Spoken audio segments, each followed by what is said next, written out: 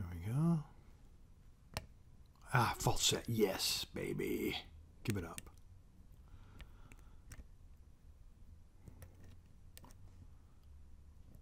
There you are. Oh, no, no. All right, fair's fair. So close, yet so far. All right, guys, that was the 6th 10-minute timer on this little Russwin lock. I do have a key for this bad boy. It is from TrekMaster30. I've had this for quite a while. In fact, so long that I have, let me zoom in on this. Let me just go ahead and take this off there. I've actually worn a slot in the bottom of that keyway trying to pick it. I've got nothing from this, no opens. I have a million false sets. But it seems like every time I pick a pin, it falls down and I got to come back and pick it again later. Sometimes I got to pick them 2 or 3 times and I just don't understand it. But we're going to figure out the secret here. I'm declaring this as a Whipped It by TrekMaster30. All right, what do we need? I do have a key. Let's make sure the key works and make sure I didn't waste an hour of my time.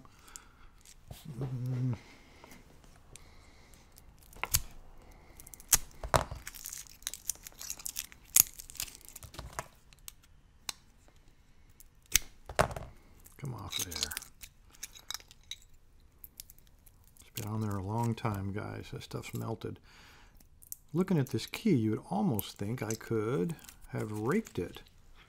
You have one high one in the very back. The rest of those guys, I mean, this is a homemade key. You can see it's been cut with a hand file, but the bitting on this thing is not bad at all. We got one low cut one right there in the front, and then a high cut one in the back, but I can't explain why I wasn't able to open this bad boy. No clue. I gave it my best shot. All right, let's try to find a... There's a screwdriver. So it wasn't where it was supposed to be. Where'd that tip go? Still on the board. Nothing's going right today. Let me move that microphone so I don't bang it with the screwdriver. I think TrekMaster's probably up late. Like I said, I had this a long time. It had fallen back behind the bench, to be quite honest. And I was back there. I had dropped a wrench back there, and when I went looking for the wrench, I found TrekMaster's lock that had slid off of the edge, I guess. All right, there we go. And I'm just now noticing, since I took the tailpiece off, there's a ball bearing, it looks like, on that last pin. Very nice. We didn't check it. Let's make sure it does work. And it does. I suspected it would. I've gotten locks from TrekMaster before. He does an excellent job. Let's see what we got here. Make sure that's the right size. Yep.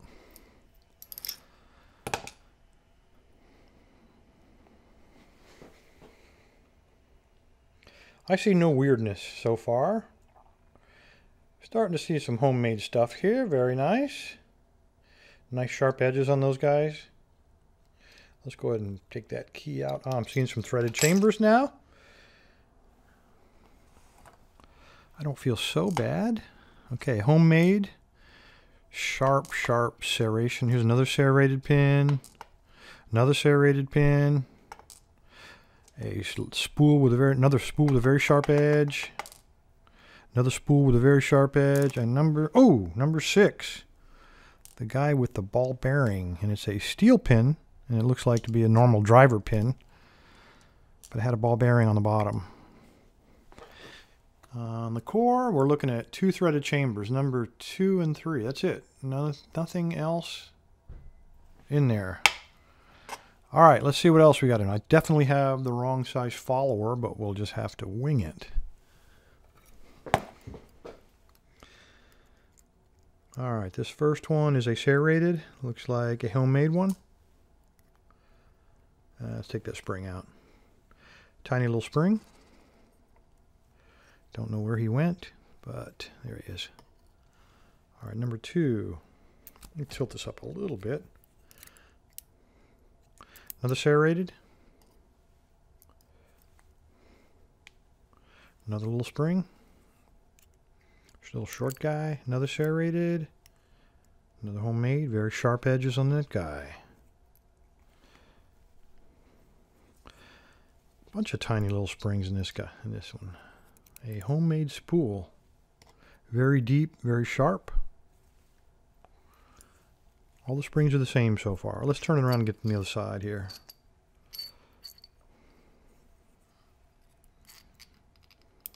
All right, number 6, homemade spool. And number 5, homemade spool. Why couldn't I pick this darn thing? A couple of different springs in the last couple of chambers. And let's look inside of here. Okay, I'm starting to see some threads on this guy. Number 1 is, see if I can get that work, get a better flashlight. Okay, number 1 is threaded slightly. Number 2 is threaded. And number 3 is also, so if I can get it from that angle, hope you guys can see that. Number 1, 2, and 3 are all threaded. Nothing from this side, so we must have gone in from the top and then put that little plate back on.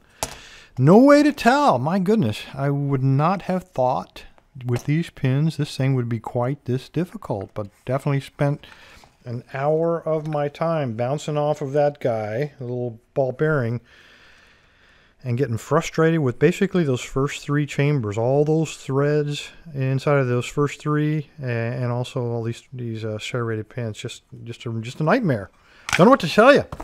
Anyway, fellas, appreciate your time. Stay safe, stay legal. TrekMaster, sorry it took so long. Matter of fact, I'm gonna crawl under the bench to see if I lost some more locks back there. Thanks, guys.